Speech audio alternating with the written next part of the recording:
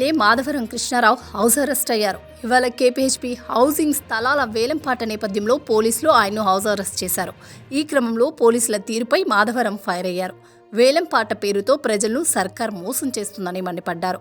వేలానికి పెట్టిన housing board భూముల్లోని కొన్ని ప్లాట్లు రోడ్డు విస్తీర్ణంలో కోల్పోయే ప్రమాదం ఉందని ప్రజలు అప్రమత్తతో కొనుగోలు చేయాలని ఎమ్మెల్యే సూచించారు. హౌసింగ్ బోర్డు అధికారులు ఇష్టారాజ్యంగా వ్యవహరిస్తున్నారని, మున్సిపల్ చట్టాలను, మాస్టర్ ప్లాన్లను పరిగణలోకి తీసుకోకుండా ప్లాట్లను అమ్ముకుని సొమ్ము చేసుకోవడమే ధ్యేయంగా పనిచేయడం సిగ్గుచేటన్నారు. కేపీహెచ్పీ కాలనీ 7th ఫేజ్ నుంచి గోపాల్ నగర్ వైపు 200 ఫీట్ల రోడ్డుగా నిర్ణయించిందని, రోడ్డు పక్కన ఉన్న 146 గజాలు 78 గజాల విస్తీర్ణం గల 2 ప్లాట్లను 80 ఫీట్ల రోడ్డుగా చూపుతూ అమ్మకానికి పెట్టడం ప్రజలను మోసం చేయడమేనని ఎమ్మెల్యే విమర్శించారు.